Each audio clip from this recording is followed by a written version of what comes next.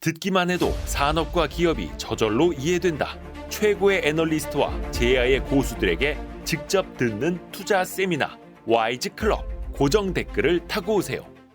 1억을 모을 수 있는 마인드도 중요하다고 하시는데 네네. 5가지 마인드가 있더라고요.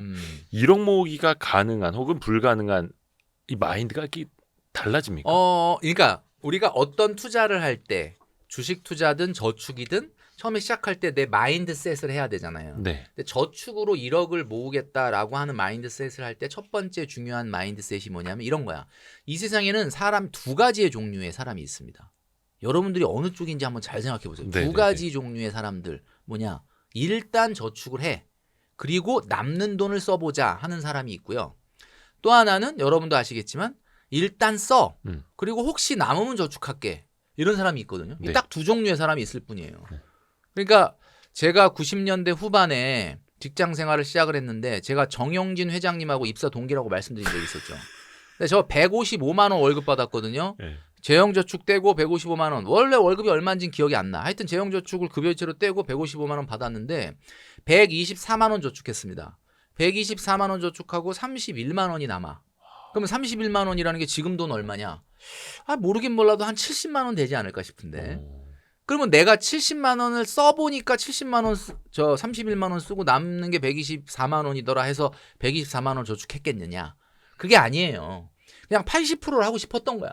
그래서 그냥 80%를 때려받고 그리고 31만 원 남으니까 그걸로 써보자라고 했던 거예요. 그때 혹시 그러면 부모님 댁에서 같이 네, 부모님. 지냈을 때 그러니까 제가 이제 자취하면서 절대 안 되죠. 자취하면서는 안 되죠.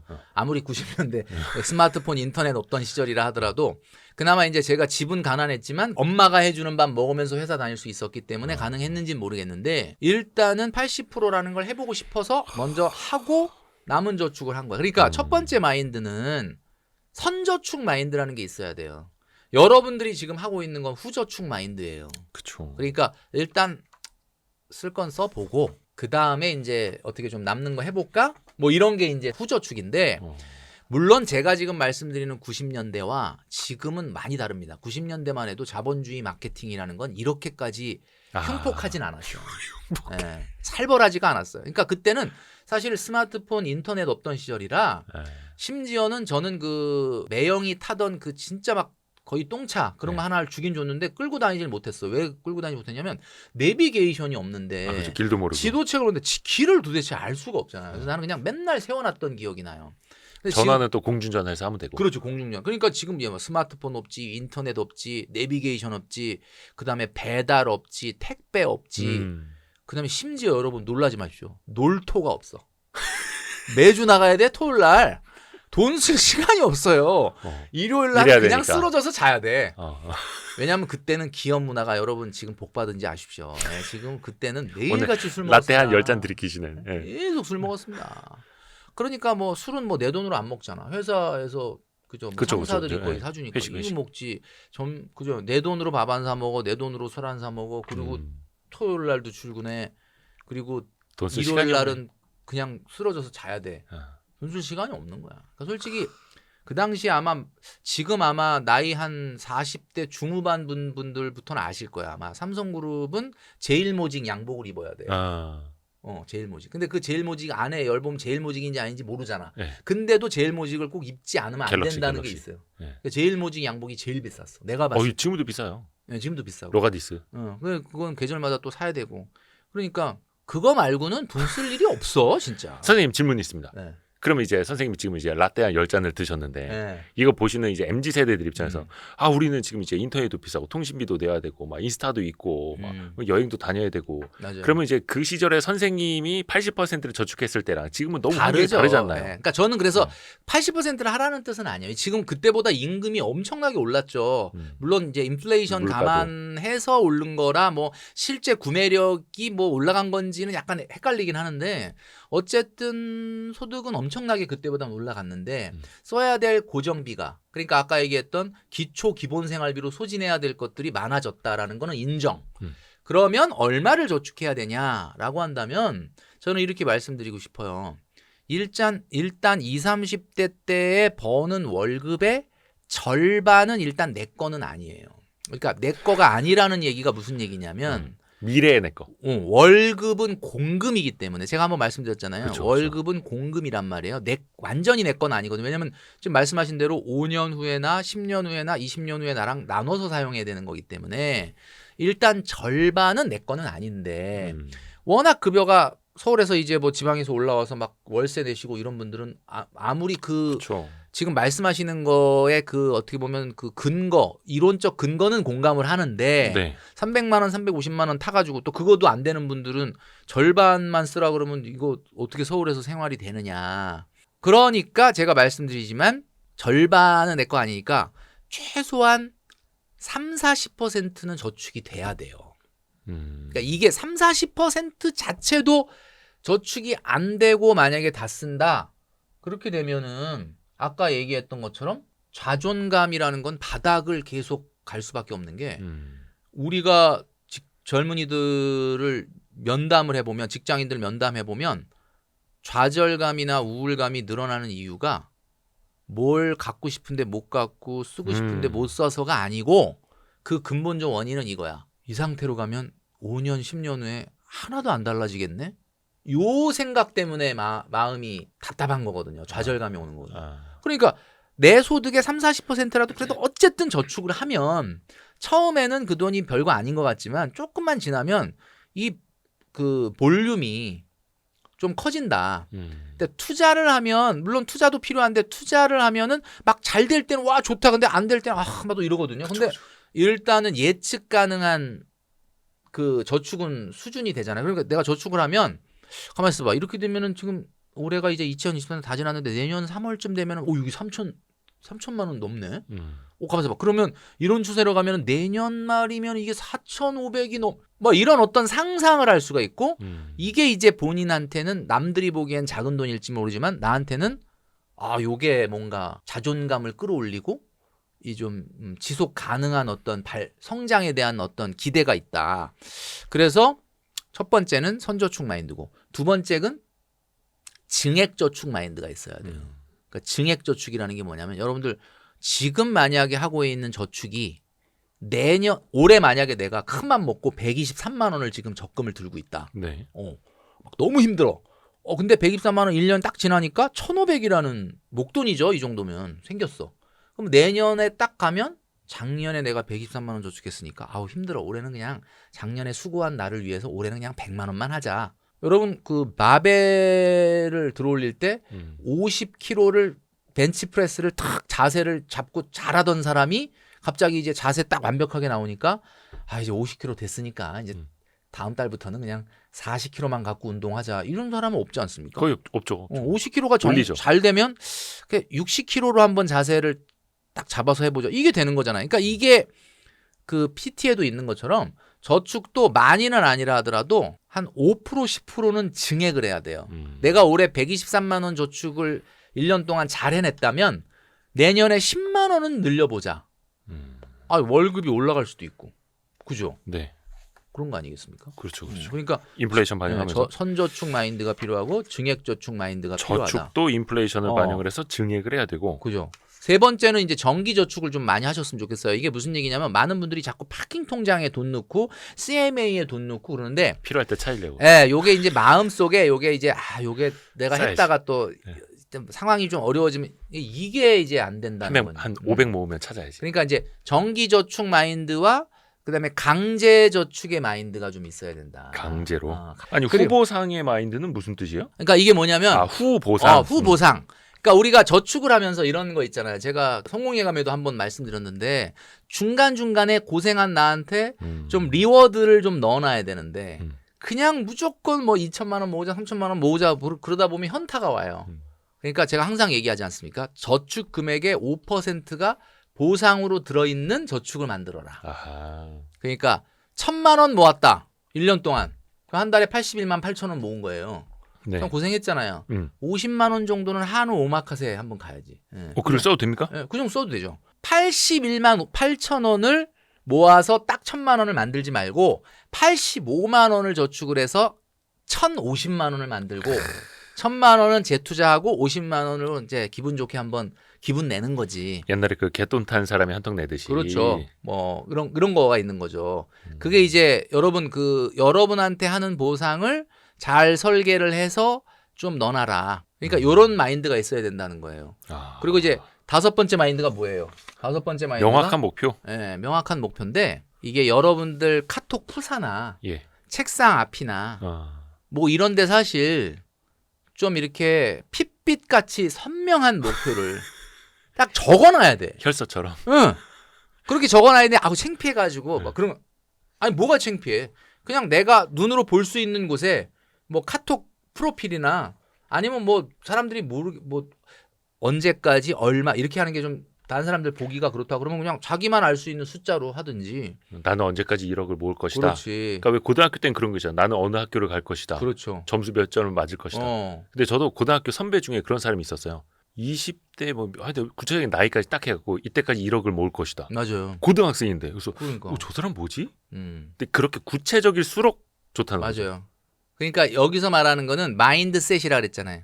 돈을 모으기 전에 투자를 하기 전에 그러니까 우리가 투자도 그렇잖아요. 투자도 처음에 시작하면서 내가 얼마나의 목표의 수익률을 하고 얼마의 손절을 하고 뭐 이런 거 생각하는 게 아니라 나는 얼마를 어떻게 투자하고 어느 정도 목표 수익률로 하고 어느 정도 상황이 됐을 때 어떻게 손절하고 뭐 이런 걸 미리 다 만들어야 되는 것처럼 저축도 이 마인드가 있어야 된다. 그래서 일단은 마인드부터 세팅이 되어야 된다. 그죠? 무작정 그냥 뭐 1억 만들기 저축하라고 뭐 30만 원으로 시작하라고 95만 원으로 시작하라고 뭐 이렇게 덮어놓고 막 저축을 시작하는 거 물론 뭐 선저축으로 미리 행동에 옮기는 건 너무 좋지만 요 마인드를 딱 세팅을 해야 된다라는 거죠. 선생님 질문이 있습니다. 근데 이 보다가 아니 저렇게 뭐 예를 들어서 대표님 같은 경우 그래도 옛날이긴 합니다만 뭐 월급 얼마지? 155만 원? 뭐 떼고 나서 155만 원 말씀해 주셨는데 삼성그룹 계열사였잖아요. 네. 근데 이제 지금 어떤 분들은 나는 지금 월급이 200만 원밖에 안 되는데 어느 세월에 1억을 모으라고 하는 거냐. 대기업 다니는 사람하고 나는 좀 다르다. 소득이 그러니까, 낮아도 맞아요. 월급이 적어도 너무너무 월급이 작아. 네, 한 30년 걸리는 거 아닙니까 그러면? 그렇죠. 이제 만약 그 월급으로만 계속 있다 그러면은 사실 진짜 어렵죠. 근데 이제 그러니까 실제로 그런 질문을 받았어 현장에서.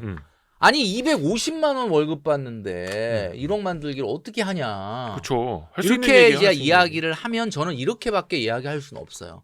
맞다. 250만 원이라는 게 350만 원, 450만 원 받는 분이 1억 만들기 하는 거랑 당연히 다르죠. 물리적으로 다르지. 다르죠. 이건 방법론을 얘기하기 전에 네. 일단 그 질문을 하는 분의 마인드를 제가 바꾸려면 월급을 바꿀 수는 없지만 250만 원을 받으니까 더욱더욱 간절하게 1억을 모아야 되는 거 아니냐.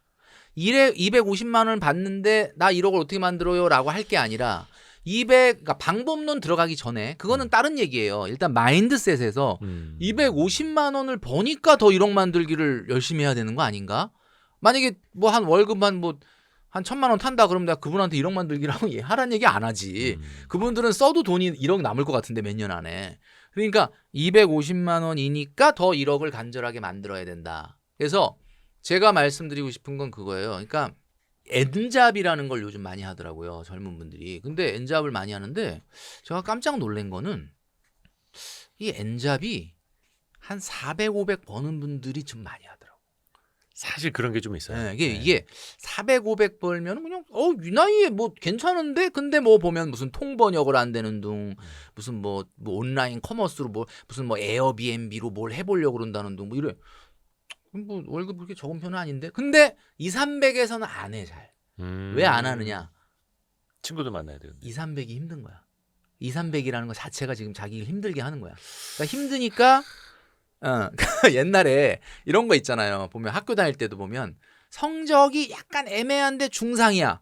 그러면 그 친구를 불러다 선생님이 저 인서울을 가야 될 거 아니냐. 막 이 꼬시면은 이 친구가 그래도 동기부여가 돼요. 그래.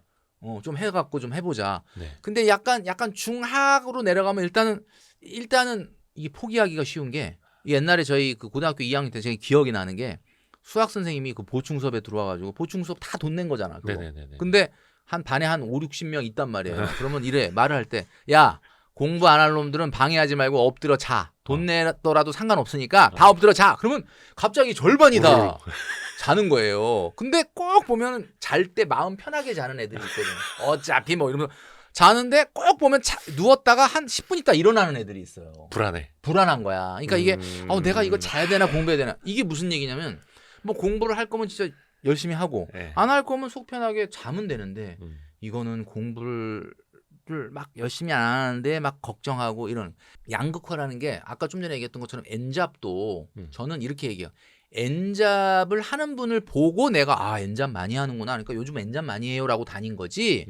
그 돈줄남이 여러분들한테 N잡 꼭 해라 이렇게 얘기하는 건 아니에요. 그러니까 저도 N잡은 안 해봤거든. 그러니까 무슨 얘기냐면 N잡을 해서 돈을 벌어서 그 돈으로 저축을 더 하라라는 뜻이 아니고 N잡을 도전하면서 돈에 대한 애티튜드가 바뀐다. 그러니까 이게 무슨 얘기냐면 N잡을 해보면 돈이라는 게 이게 진짜 돈 벌기가 참 어려운 거구나라는 걸 느끼면서 자기가 뭔가 돈을 쓸 때 조금이라도 허투루 쓰지 않게 되는 습관이 잡히고 태도가 바뀌는 거죠. 제가 한번 그 성공예감 때도 잠깐 말씀드렸지만 그 개그맨 양세형 씨가 연예인이니까 아무래도 뭐 일반인보다는 돈을 좀 잘 벌겠죠. 근데 어느 순간 자기가 그랬다는 거예요. 너무 이 돈 가치가 뭐 이게 좀 약간 낮아진다라는 느낌이 들 때 이러면 내가 이러면 안 되지 하면서 그 우리 어머님이 옛날에 이제 도배 일을 하셨다 그러는데 지금은 뭐 막 전업으로는 하시지 않는다고 하는데 그런 데를 쫓아나갔다는 거죠. 그렇게 돈에 대한 가치가 떨어질 때 그래서 막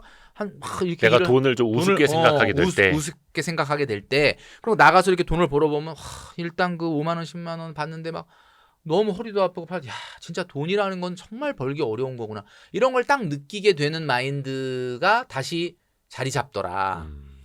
이게 정말 훌륭한 거. 그러니까 저는 여러분들한테 N잡을 저는 이제 막 공무원들 교육 가서도 N잡 하라 그러거든요. 공무원들은 겸직 금지인데 그 막 나한테 그러는 거야. 겸직 금지인데 어떻게 알바를 하느냐. 몰래 하시라고? 그 이 얘기는 무슨 얘기냐면 겸직 금지라는 것은 여러분들이 뭐 사업자 등록증을 내서 막 사업을 그 공무원이라는 공직의 권위를 이용해 갖고 뭔가 공무원의 품위를 손상시키거나 아니면 어떤 그 부정행위를 저지르는 걸 못하게 하려고 겸직 금지를 하라는 거지.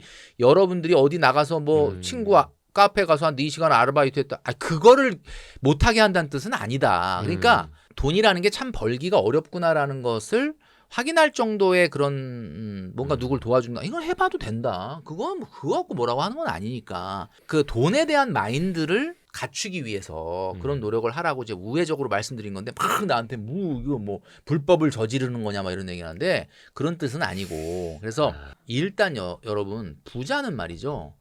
돈에 대한 마인드가 제대로 자리 잡은 사람이 돈을 진짜 큰 돈을 벌게 되는 거지. 그냥 뭐 초심자의 행운처럼 뭐 어떤 투자를 했는데 이거 야 투자 별거 아니네. 이건 오히려 그분이 나중에 사실은 성공하는데 장애물이 될 가능성이 많아요. 물론 이게 현실적인 문제나 현실적인 한계도 분명히 있겠습니다만 어떻게 보면 월급이 적어서 1억을 모을 수 없다 혹은 어렵다. 나는 N잡을 뛸 수 없는 환경이다라고 먼저 이게 방어 기제는 아닙니다만 방어막 하나 치고 시작을 하는 게 그게 방어 기제죠. 그게 사실은. 그냥 마인드가 안 돼 있는 거죠. 맞아요. 어떻게 보면 그분들이 더 힘들어요. 월 소득이 진짜 200-300 정도밖에 안 되시는 분들이 마음은 제일 힘들어요. 그럼요. 그러니까 그분들이 집에 오면 야 내가 진짜 이렇게 저임금에 이렇게 고생을 했는데 아니 임금이라도 많이 주면 내가 마음이라도 기분이라도 좋은데 그게 아니니까 피곤하다 이러면서 이제 와서 나한테 보상해야 돼 이런 말을 자꾸 하는 거죠. 그러다 보니까 자꾸 엽떡 시키고 마라탕 시키고 그다음에 이제 체중이 자꾸 늘고 막 이렇게 되는 거예요. 밤 10시에 막 핸드폰 보고. 그러니까 일단 저는 마인드를 좀 바꿔야 된다. 어느 누구도 1억을 모은 사람들 모두가 1억이 단박에 10억이 되진 않지만 10억이 단박에 된 사람은 모두 1억을 모은 사람들이다. 요걸 여러분들이 꼭 기억을 했으면 좋겠어요. 그래서 이거잖아요. 뭐 1억이 모든 걸 그럼 다 해결하냐. 뭐 옛날에 아침형 인간 아침에 일찍 일어나면 성공한다. 물론 그건 아니죠. 그러나 성공한 사람은 다 아침에 일찍 일어나더라. 라는 거와 똑같은 거거든요. 그러니까 아주 기본적인 거니까 1억 정도도 내가 경제활동하면서 모을 정도의 어떤 그 마인드가 안 돼 있는 상태에서 뭐 투자만 해서 내가 뭐 무조건 성공한다? 저는 어렵다고 봅니다. 왜냐하면 투자의 길이라는 것은 아주 짧은 게 아니라 아주 길거든요. 그래서 그 마인드가 일단 되어 있어야 된다라는 거죠. 혹시 그런 것도 있습니까? 예를 들어서 1억을 모으는데 뭐 한 50년 걸려버리면 이게 답이 안 나오는 거고 그래도 가능성이 있는 제 젊은 세대라면 1억 원은 한 몇 년 안에 모으는 게 좋다. 물론 빠르면 빠를수록 좋겠습니다만. 그 기준 같은 게 누리호 3차 발사가 성공해서 인공위성이 지금 지구 주위를 공전을 하고 있는데 예. 그 누리호 발사가 그 앞에 2번이 조금 실패했던 네. 이유가 뭐냐면 초반에 속도가 좀 안 나서 그래요. 음. 그러니까 초반에 속도가 빨리 100초 안에 발사한 지 100초 안에 음속 돌파를 하고 초반에 속도가 확실하게 붙어야 그 무거운 쇳덩어리를 1000km 바깥에 그 무중력 상태의 대기권 바깥에 딱 궤도 위에 올려놓을 수 있었는데 왜 제가 1억이냐. 1억이라는 걸 뭐 한 10년, 20년 걸려서 해도 돼. 이러면 그분은 1억 모으기 전에 그거 다 가방 사고 차 바꾸고 끝나요. 제가 얘기하는 요구사항은 뭐냐. 공무원이다. 사회초년생인데 월급이 너무 작다. 그러면 7년. 그게 아니고 적어도 300, 350 이상을 탄다라면은 5년 안에는 1억을 만들어야 됩니다. 이게 제가 여러분들한테 요구하는 랩 타임이에요. 이게 무슨 얘기냐. 장거리 뭐 뛸 때 보면 뭐 몇 미터 구간을 얼마 이내로 돌파해야 기록에 달성이 됩니다. 뭐 이런 얘기 할 때 그 랩 타임이라고 하잖아요. 네, 네. 그러니까 한마디로 말해서 경제활동을 한다면 7년 이내에 1억은 모아야 된다. 7년 이내에 1억은 모아야 되고 만약에 월급이 적어도 300, 350 이상이시라면 그거는 5년 안에 1억은 모아야 된다. 요 속도가 안 나주면 누리호 발사가 왜 결국 첫 번째, 두 번째 실패했느냐. 초반에 속도가 안 붙었기 때문에 그 궤도 위에 올려놓지 못한 거예요. 그러니까 왜냐하면 잘 보세요. 뭐 난 그러면 한 50, 60만 원 해가지고 한 10년 안에 1억 만들게. 그럼 됐지. 그렇게 속도가 안 나면 그 돈의 중간이 1억 되기 전에 아이폰 16으로 바꾸든지 아니면 뭐 차를 바꾸든지 가방을 사든지 이런 걸로 다 없어지는 거예요. 그러니까 속도가 중요하다. 속도가 초반에 나야 된다. 그래서 제가 말씀드린 것은 내 돈을 벌고 있다면 7년 이내에 내 손으로 내 힘으로 1억은 좀 모아보는 경험이 돼야 된다. 이렇게 말씀드리고 있는 거죠.